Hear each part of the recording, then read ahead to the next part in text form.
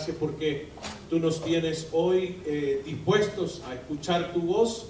Oramos porque haya un milagro, Señor, mientras alguien predica, nosotros escuchamos tu voz, principalmente todo aquello que esté basado en tu escritura. Danos un consejo que venga de ti, no queremos un consejo humano meramente o solamente, sino que anhelamos y deseamos una revelación fresca de tu palabra. A esta hora, Señor, queremos no solamente poner atención, sino atesorar tu palabra para llevarla con nosotros y practicarla fuera de este edificio, para que podamos reflejar el carácter de tu Hijo Jesucristo y los demás puedan ver testimonio vivo de que tú estás con nosotros. Te lo pedimos todo en el nombre de Cristo Jesús. Amén y amén. Bueno, gloria al Señor. Hermanos, este día estamos hablando nuevamente de la familia, la campaña de la familia. El título de la campaña de familia es Lo que Dios juntó, que no lo separe el hombre. Dígale a su hermano de la par, lo que Dios juntó, no lo separe el hombre.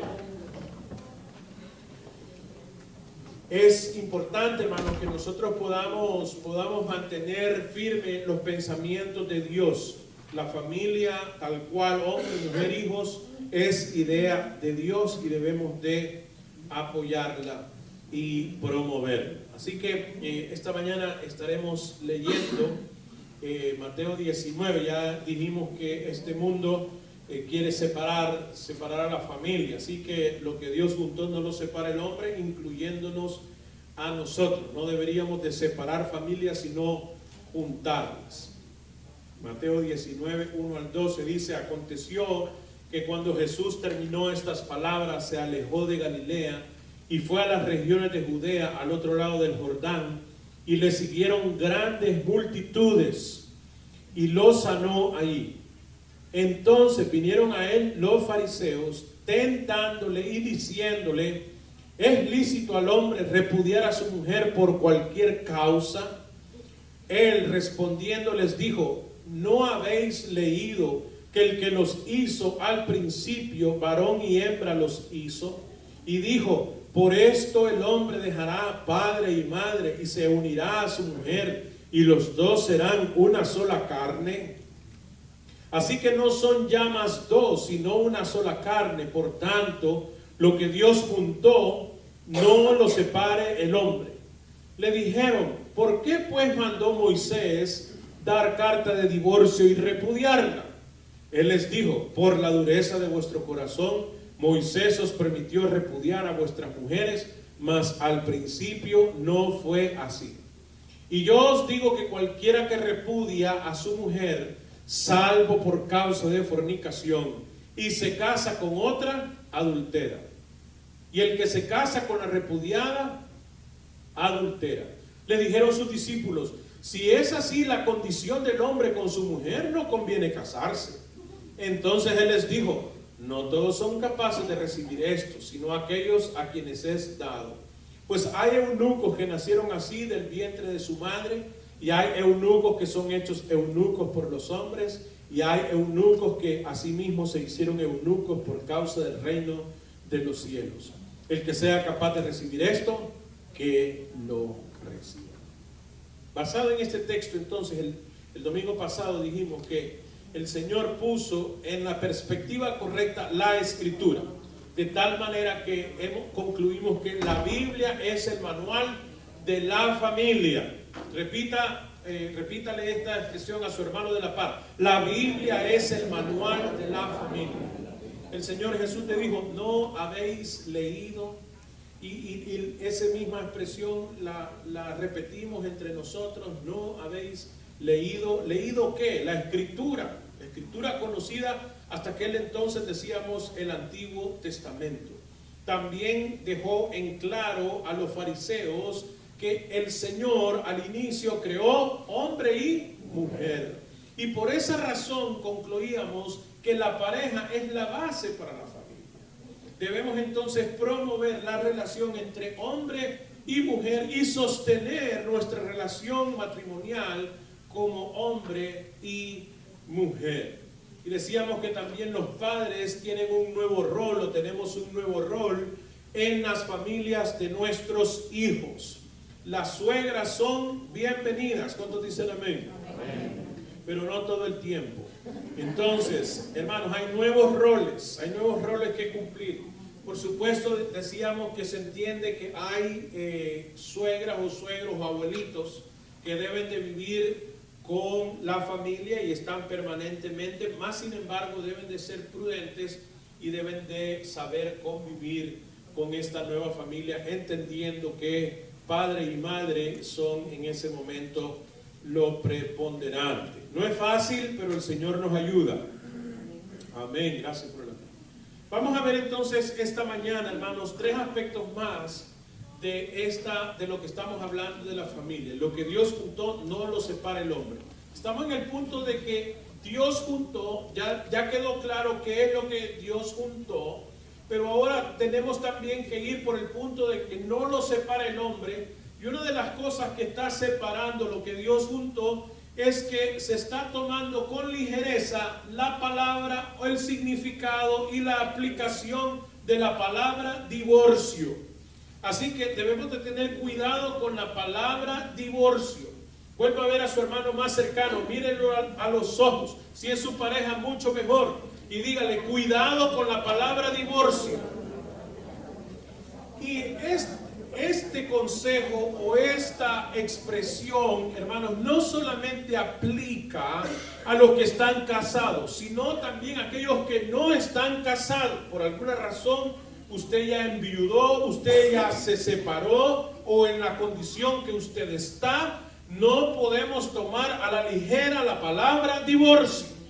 Esto debería de ser una excepción, pero una excepción, válgame el barbarismo, excepcional. O sea, debe de ser lo último que deberíamos de estar mencionando o deberíamos de hacer desaparecer de nuestro vocabulario la palabra divorcio. ¿Por qué causa? Porque lo digo yo. No, veamos lo que dice la Escritura.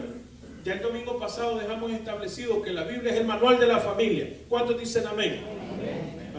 Al decir amén, usted está de acuerdo de que la Biblia es el manual de la familia y debemos de entonces observar el manual y decir, debo de ajustar mi vida a lo que el que hizo la vida, el que me hizo a mí, quiere que yo haga. Mateo 19, 7 al 8. Le dijeron, ¿por qué pues mandó Moisés dar carta de divorcio y repudiarla? Él les dijo, por la dureza de vuestro corazón, Moisés os permitió repudiar a vuestras mujeres, mas al principio no fue así. Y hacíamos énfasis de que el Señor no hizo 2 hombres y una mujer como para que la mujer haya caído en la conclusión de que puede vivir con 2 hombres.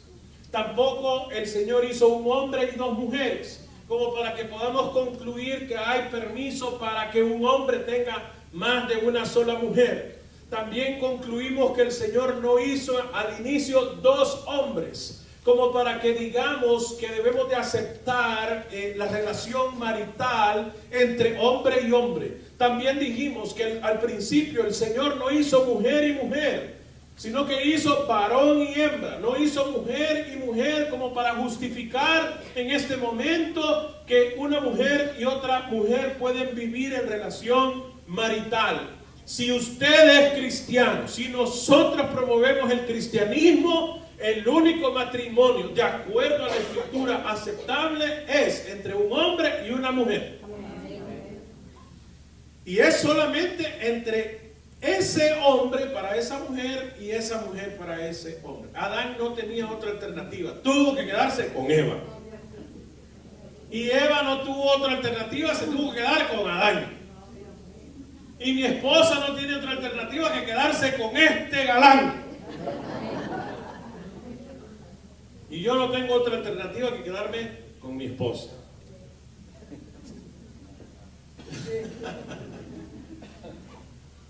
Y usted no tiene otra alternativa o no deberíamos considerar otra alternativa. Pero bueno, pastor, ¿y qué tal si el hombre le pega? El domingo pasado, después de haber hablado de la familia, alguien me dijo, bueno, ¿y cómo es que no se va a separar la mujer si la están golpeando?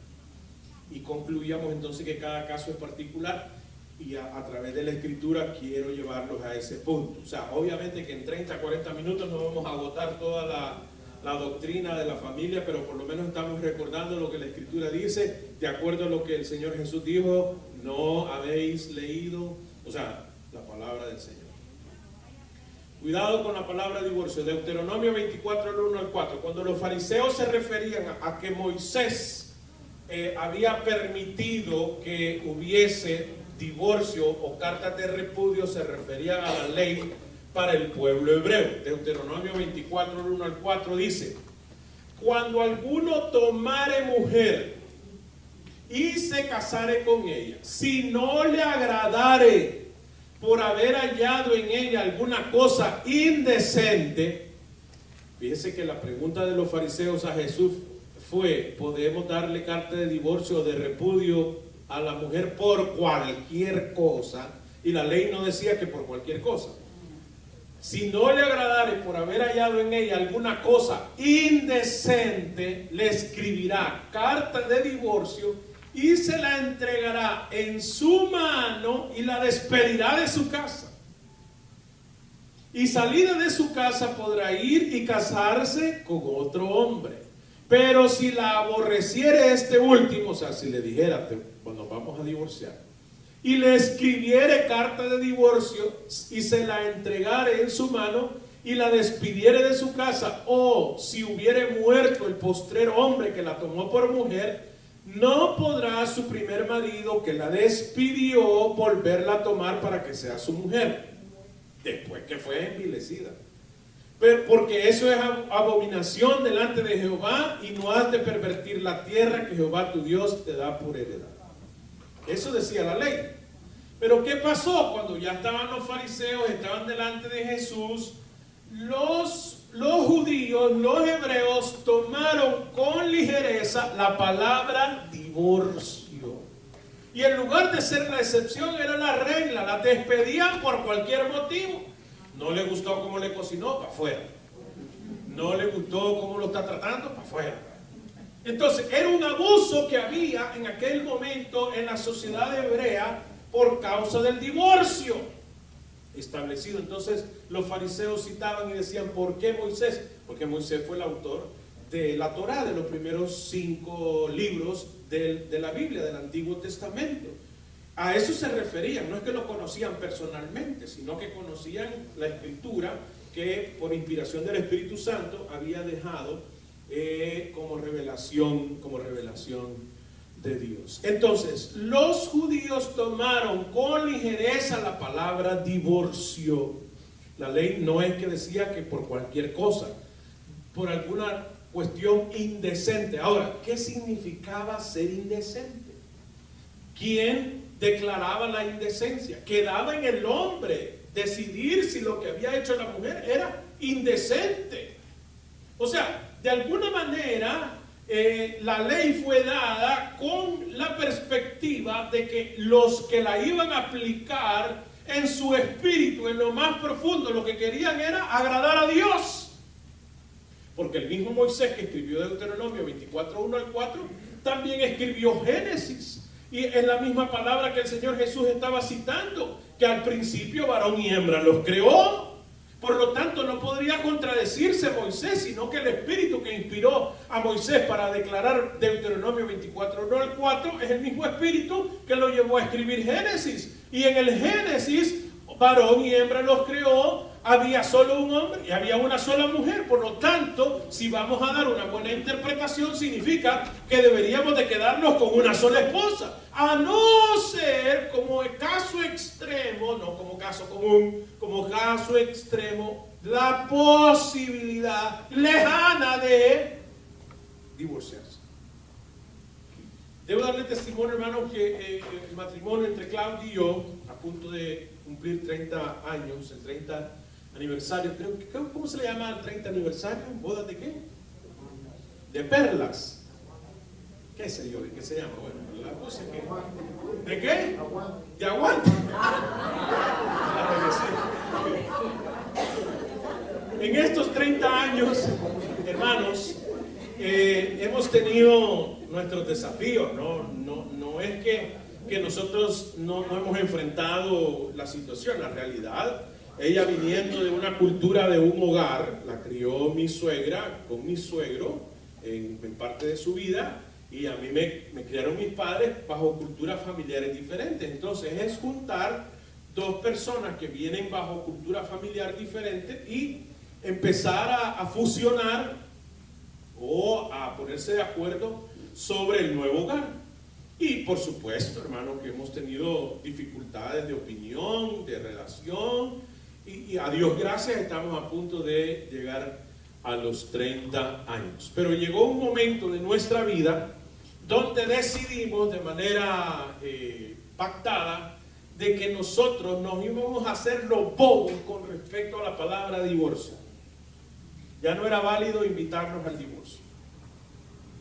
Así que alguna vez alguno de los dos insinuó semejante cosa. Ya cristianos, nosotros nos casamos conociendo al Señor y dijimos, no entendemos qué significa divorciarse. No empezamos a tener en nuestro diccionario particular la palabra divorcio. No era mala palabra, no se mencionaba por decisión del deseo de seguir juntos. Entonces, yo no le digo que usted haga como nosotros hacemos. Lo que le estoy tratando de decir es que el Señor está poniendo esta alternativa como algo muy lejano, no como algo muy cercano. No es algo que debería de estar al alcance de la mano. Es algo que debería de estar donde no me acuerdo dónde quedó. ¿Le ha pasado a usted que usted guarda algo muy importante que obviamente es como una alternativa, pero al final lo guardó tan bien que no se acuerda dónde está? Entonces, hermano, la palabra divorcio o esa alternativa debería de estar guardada o debería de estar almacenada en un lugar que usted no se acuerde dónde quedó, de tal manera que no sea algo al alcance de los labios o de su mente. Eso debería de ser la última, pero la última de las últimas instancias, y debemos entonces de luchar por un matrimonio que dé gloria al Señor. Cuando estoy hablando de eso no significa que no hay dificultades de relación. Por favor, no me vaya a malinterpretar. No estoy diciendo que nosotros dos somos perfectos, ni siquiera de nombre, sino que somos dos seres humanos que hemos creído en Jesucristo, que hemos procurado tener la Biblia como base de fe y práctica, que nos hemos equivocado, pero en la misericordia de Dios nos ha levantado. Y es entonces que damos testimonio de esta decisión. La palabra divorcio no debe de ser tomada a la ligera. Primera de Corintios capítulo 7, ya en el Nuevo Testamento, ya esto no es ley, sí es palabra de Dios, pero Pablo ya inspirado por el Espíritu Santo, en Primera de Corintios capítulo 7, versículos 10 al 17. Pero los que están unidos en matrimonio, mando. No yo, dice Pablo, sino ¿quién? Yo espero que esta expresión de Pablo le dé el suficiente peso, la suficiente perspectiva de quién lo dijo y qué hay que hacer con lo que Dios dice. ¿Qué hay que hacer con lo que Dios dice? Obedecer. Ok. No yo, dice Pablo, sino el Señor. Que la mujer, ¿qué pasa? No se separe del marido. Que la mujer no se separe del marido. Y si se separa, si en última instancia, quédese sin casar. O reconcíliese con su marido. O sea, hermano, el Señor Jesús no está dando como primera instancia el divorcio. Ok, a la persona que me preguntó, conste que no fue del segundo culto, fueron los del primer culto que son un poco complicados. Si alguien está siendo violentado, hermanos, la ley ante los Estados Unidos, yo no puedo hacerme el desentendido cuando conozco de un matrimonio que tiene violencia intrafamiliar. ¿Por qué?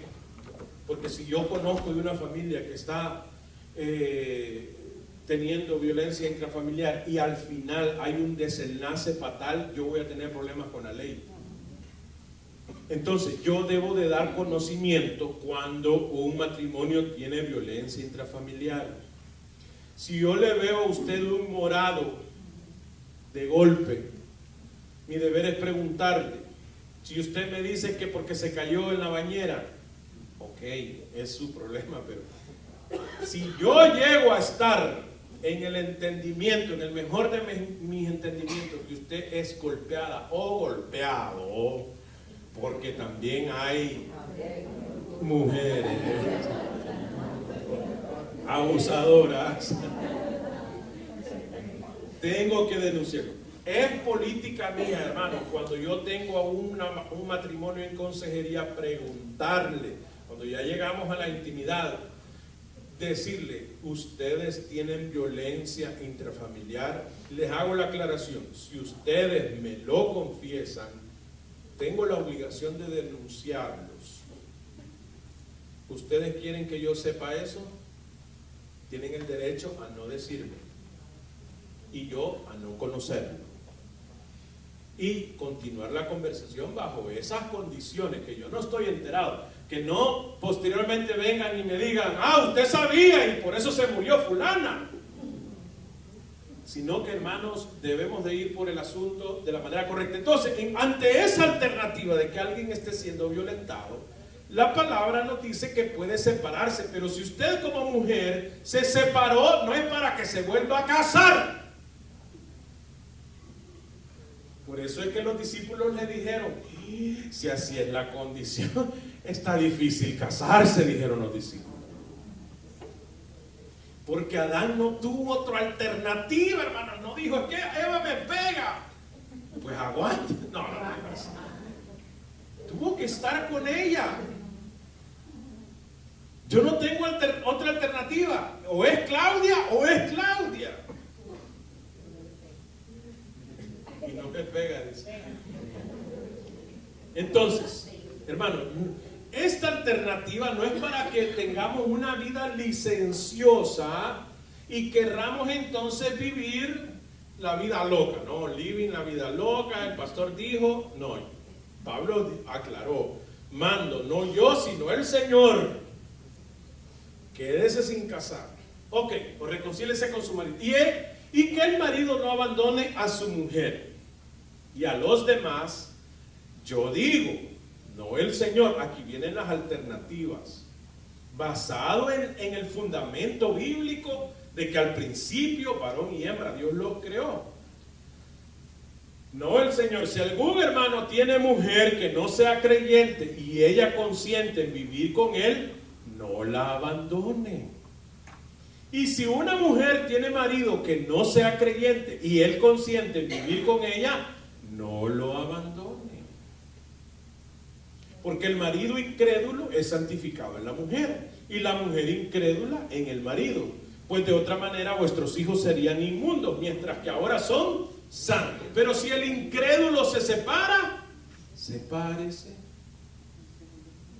Pues no está el hermano o la hermana sujeto a servidumbre en semejante caso, sino que a paz nos llamó Dios.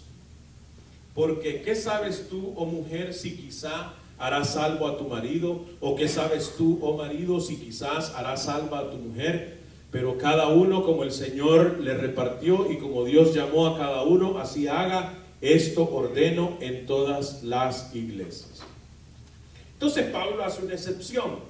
Si ustedes se convirtieron ya en una relación donde ella no es creyente y el hombre sí decide ser cristiano, pues si la mujer no creyente decide vivir con él que es creyente, ok, quédense juntos. Pero si la mujer incrédula dice, no, yo con este cristiano no quiero seguir, sepárese, pero no dice que el hombre va a volver a casarse.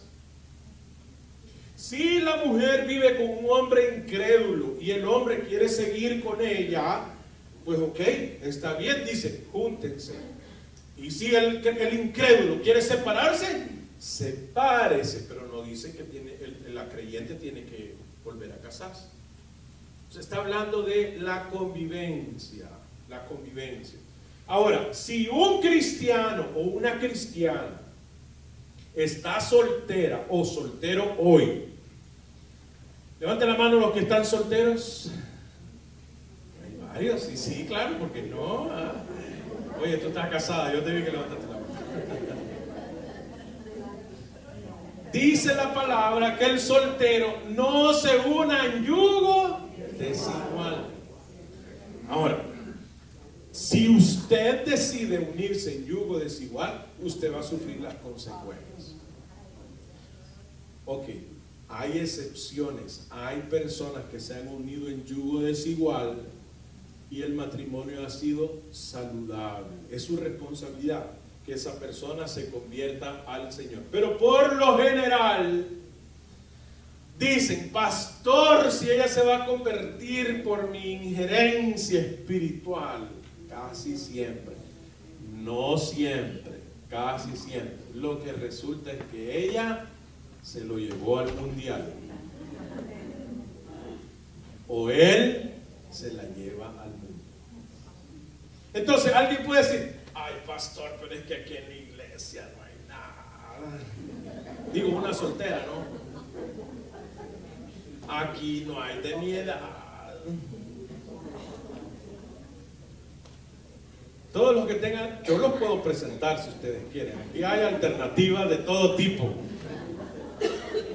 Así que al final hablamos.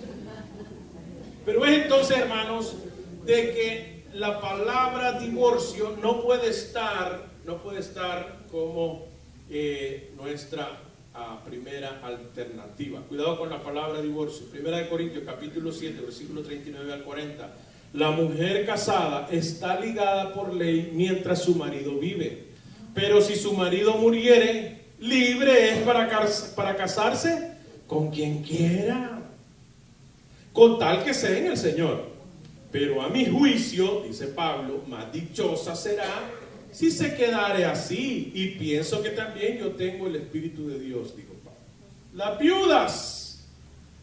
Ya vamos a ver el concepto bajo el cual Pablo dijo que era mejor que se quedara solo. Pero dice Pablo, yo pienso que debería de quedarse sin casarse. Mas sin embargo, cuando alguien enviudó, está libre para casarse. Está libre para casarse. Pero mientras esté vivo o esté viva su pareja, usted por ley está casado y casada y debe o debemos los casados tener una conducta adecuada a nuestro estatus. No podemos andar de coquetos. No le puede andar diciendo mi amor a otra que no sea su esposa. No le puede andar diciendo reycito a otro que no sea su esposo. Y la que decía amén, ¿qué pasó?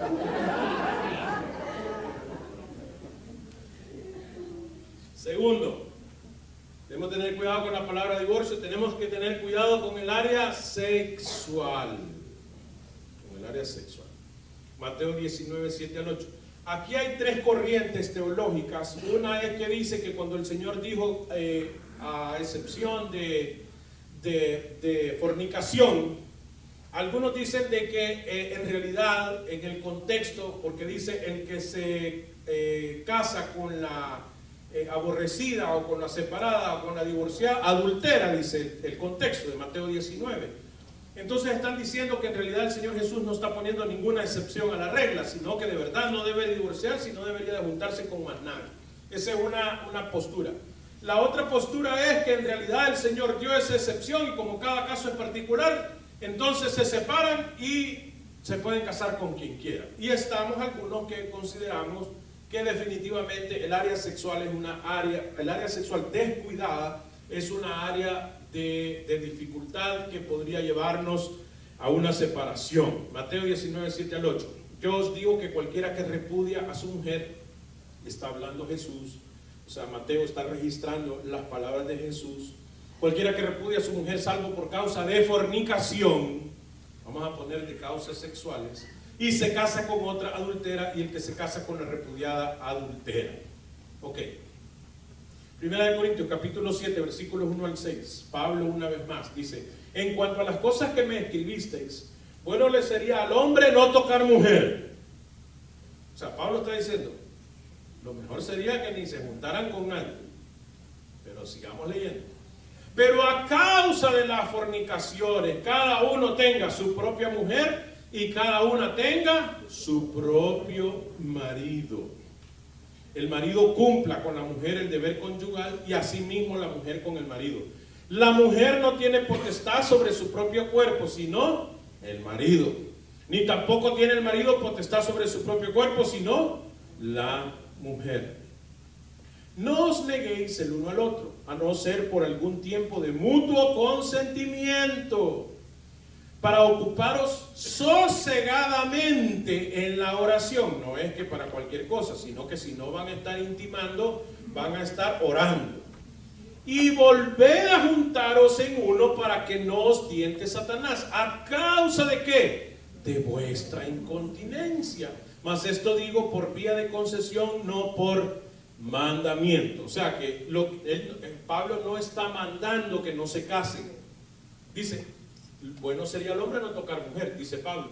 Pero por causa de la fornicación, por causa de la incontinencia, mejor es que cada uno tenga su propia mujer y cada uno tenga su propio marido, por los problemas de fornicación, para que no entréis en tentación, para que el diablo no os tiente, dice Pablo. Entonces, hermanos, es importante mantener una relación íntima saludable.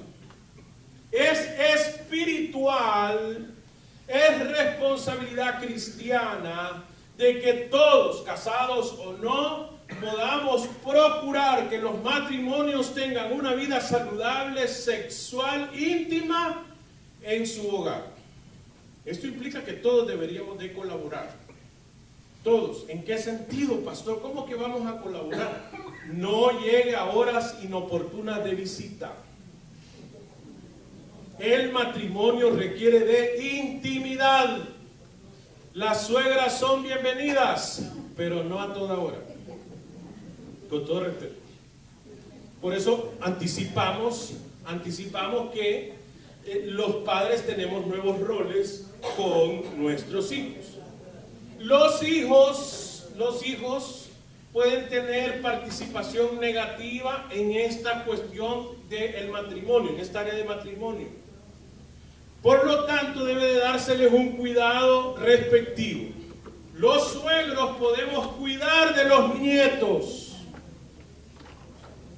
Los diáconos pueden cuidar de los hijos de los miembros de la iglesia para que el pastor esté ocupado.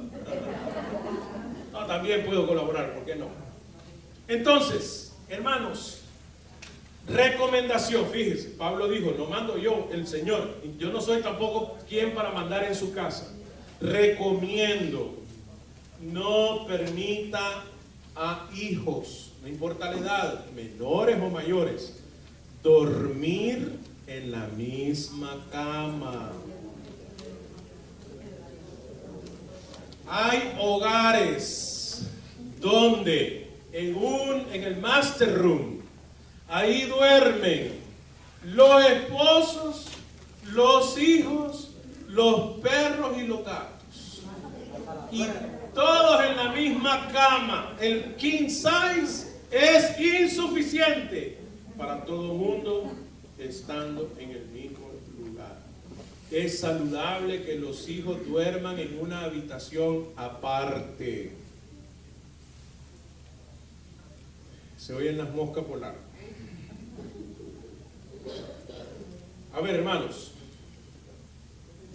usted es una persona muy ocupada por diferentes razones, porque en esta ciudad es muy cara, etcétera, etcétera. Tendrá todas las justificaciones del caso.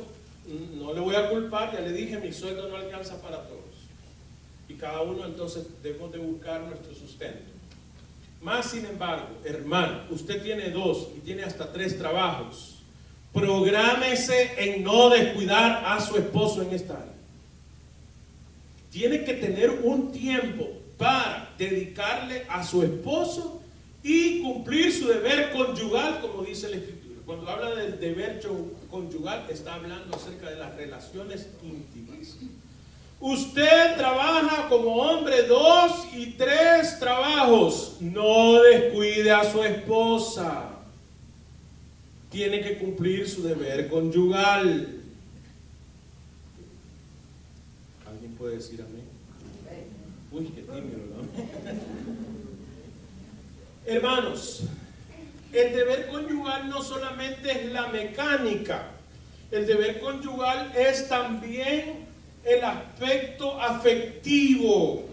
Una mujer a la cual no se le dicen cosas bonitas durante la semana, sino que solamente cuando están ya en un momento íntimo se considera usada.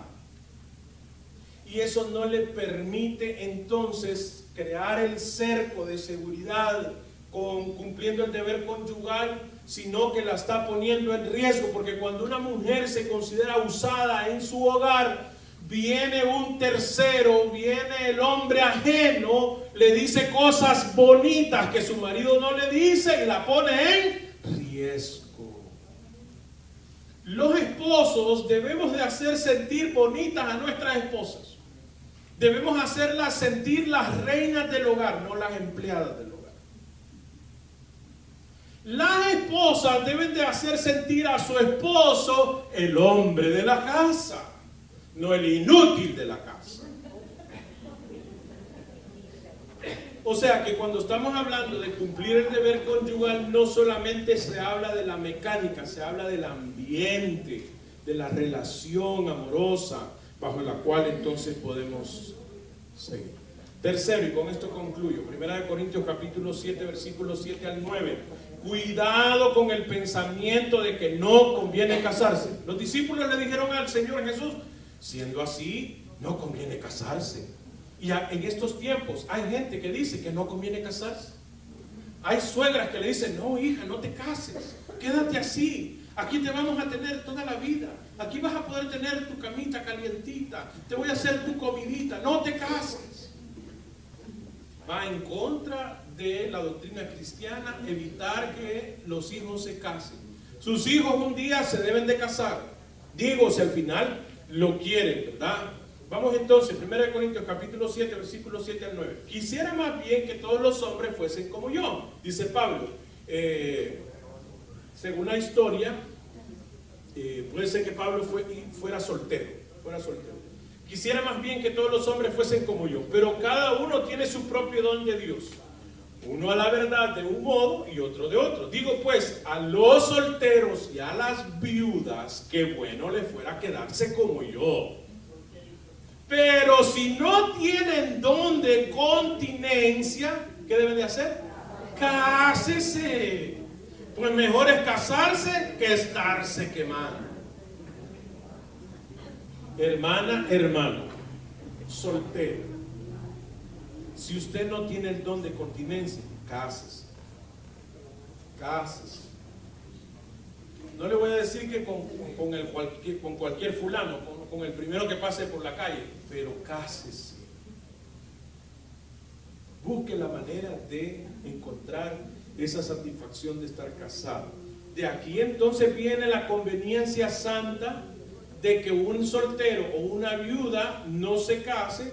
Como dijo Pablo, quisiera que todos fueran como yo. He dedicado mi vida al ministerio. O sea, si se va a quedar soltero, que no sea para rumbear, que no sea para decir, bueno, como si me caso y tengo que vivir con esta mujer y no voy a tener alternativa de dejarla, y yo no estoy tan seguro de juntarme con esta mujer, mejor no me caso, porque está difícil.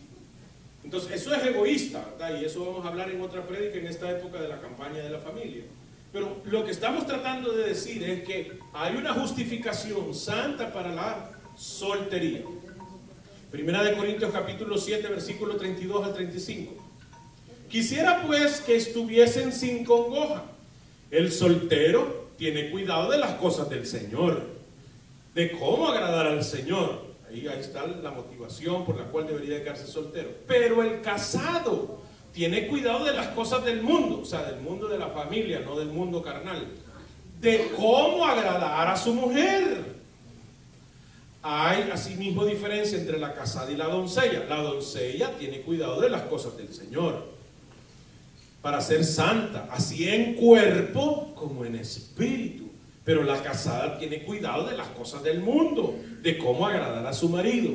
Esto lo digo para vuestro provecho, no para tenderos lazos, sino para lo honesto y decente, y para que sin impedimento os acerquéis al Señor.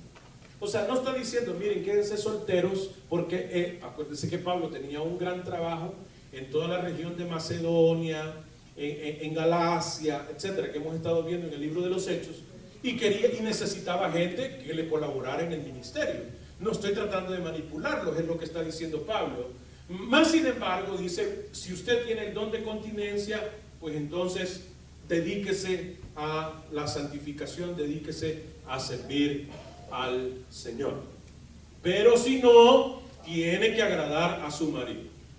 Entonces, dos cosas aquí de reflexión. Si usted se va a quedar soltero o soltera, procure dedicar su vida al servicio del Señor.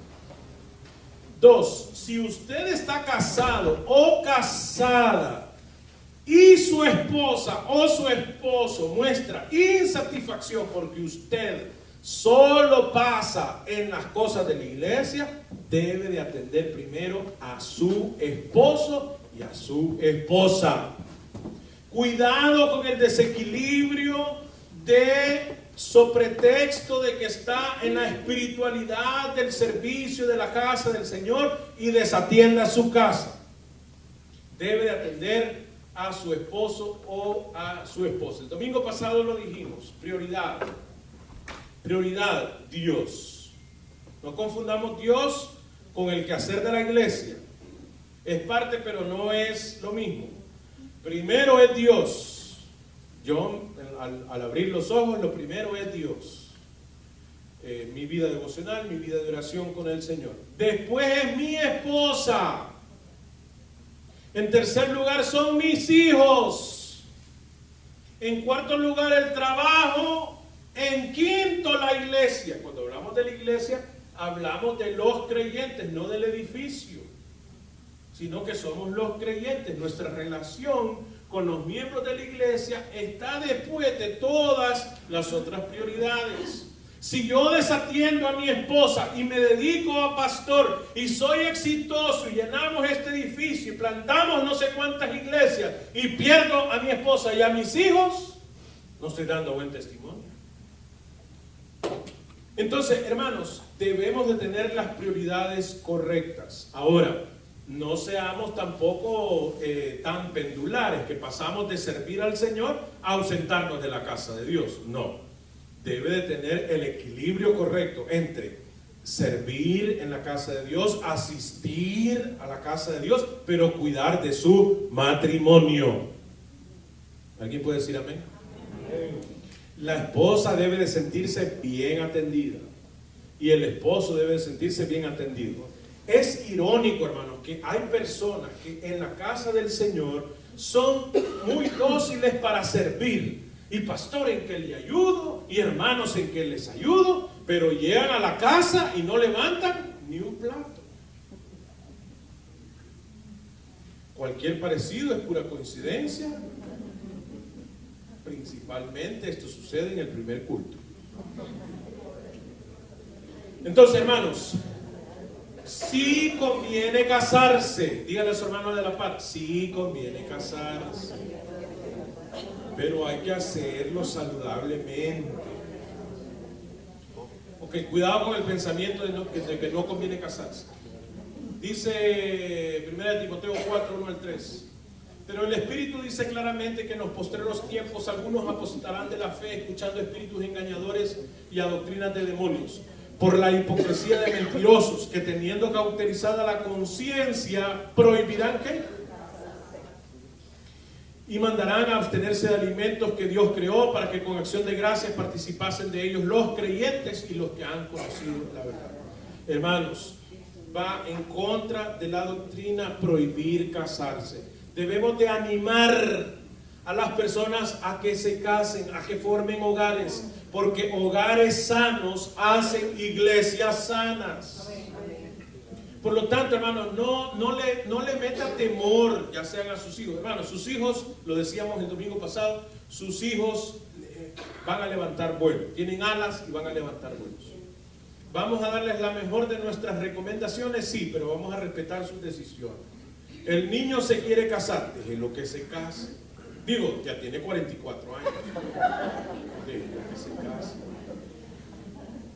Ella se quiere casar. Vamos a decir que ya pasó su formación física, académica, ya es una señorita. Por favor, hermanos, animemos a que los jóvenes se casen. Es que está muy caro, que es difícil. Pregúntenme a mí, hermanos. Todos los que nos hemos casado hemos visto la dificultad de iniciar un nuevo hogar. Es entonces que sabemos el valor del papel de baño. ¿Cuánto cuesta? ¿Cuánto cuesta la pasta para los dientes? ¿Cuánto cuestan los jabones? Y así, etcétera, etcétera, etcétera. Pero es ahí entonces donde uno va madurando, hermanos, y va desarrollándose. Y llenos aquí, Dios ha sido fiel. Y será fiel con sus hijos. Y será fiel con nuestros miembros de la iglesia que todavía no se han casado. Busquemos a los solteros y veamos cómo los casamos. Amén. Pero los que dijeron amén fueron los casados. Hermanos, estamos en la campaña. Lo que Dios juntó, no lo separe el hombre. Para eso debemos de tener cuidado con la palabra divorcio. No debemos de estarla teniendo a flor de piel. ¿Usted tiene dificultades matrimoniales? ¡Ah, sorpresa! El matrimonio no es fácil. ¿Me lo preguntan o me lo cuentan? Porque yo estoy casado. Yo sé que hay dificultades en el matrimonio. Pero Dios es fiel. Debemos de tener cuidado con el área sexual, porque eso puede dar motivo a rupturas. Y debemos de tener cuidado con el pensamiento de que no conviene casarse. Lo que Dios juntó, que no lo